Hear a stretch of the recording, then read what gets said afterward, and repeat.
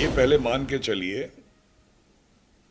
कि सिग्नलिंग से कुछ टैंपरिंग हुई है। ट्रेन किस रूट पे जाएगी ये ड्राइवर के हाथ में नहीं होता, ये ट्रैक उसको जहां ले जाता है वहां हो जाता है। ड्राइवर की कोई गलती नहीं है। ड्राइवर फुल स्पीड 130 किलोमीटर जैसा मैंने सुना है उस पे आया और बजाय मेन लाइन पे जाने के लूप लाइन में चला गया। ये जो शॉर्टकट मेथड ऑफ मेंटेनेंस जो भी कहिए, ये कैसे हुआ, क्यों हुआ, स्टेशन मास्टर के साथ कोल्यूजन में हुआ या बिना उसके कोल्यूजन में हुआ, या एक डिस्टेंट पॉसिबिलिटी है कि कोई सेबोटाज तो नहीं है इसमें। देखिए, कल कई वर्जन्स चल रहे थे डेट ऑफ एक्सीडेंट के अगले दिन, तो कुछ क्लैरिटी नहीं थी, लेकिन अब काफ़ी क्लैरिटी हो गई है कि हुआ क्या था। तो मैं आपको सीक्वेंस रिकंस्ट्रक्ट कर देता हूँ। ये पहले मान के चलिए कि सिग्नलिंग से कुछ टैंपरिंग हुई है। अब टैंपरिंग सेबोटाज में हुई है या मेंटेनेंस स्टाफ द्वारा हुई है, वो इंक्वायरी का विषय है। मुझे ऐसा लगता है कि मेंटेनेंस स्टाफ द्वारा हुई है, लेकिन वो इंक्वायरी में सामने आएगा। तो मैं रिकंस्ट्रक्ट करता हूँ कि पहले मालगाड़ी इस स्टेशन पे आई, उसको लूप लाइन में लिया गया। उसको लूप लाइन लेने के बाद एएसएम का काम है कि जो रूट लूप लाइन को सेट है उसको मेन लाइन की तरफ सेट कर दे, जो कि खाली थी।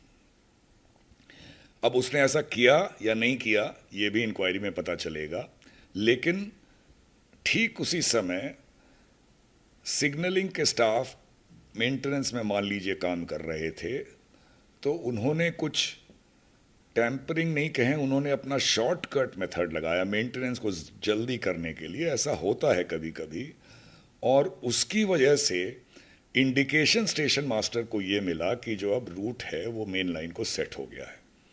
अब अगर उसने सेट किया और बिना सेट हुए उसे इंडिकेशन मिला तो उसकी गलती नहीं कही जाएगी।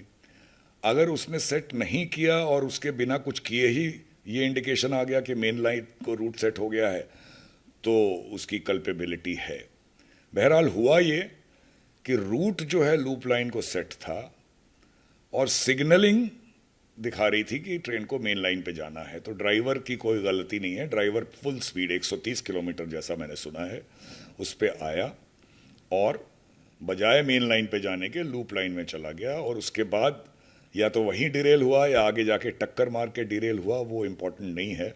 उसके बाद इतना बड़ा हादसा, यशवंतपुर ट्रेन भी दूसरी मेन लाइन पे जा रही थी, उसके ज़्यादा कोच निकल गए थे, पर 2-3 कोच उसके भी अफेक्टेड हुए जब ये ट्रेन चारों ओर छितरा गई। तो ये इसमें हुआ है।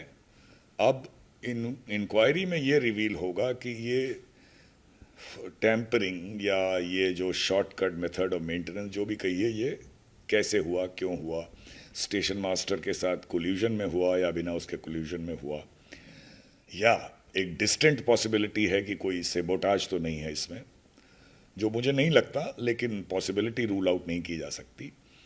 एक मोटी बात ये समझिए कि ट्रेन किस रूट पे जाएगी ये ड्राइवर के हाथ में नहीं होता, ये ट्रैक उसको जहां ले जाता है वहां हो जाता है।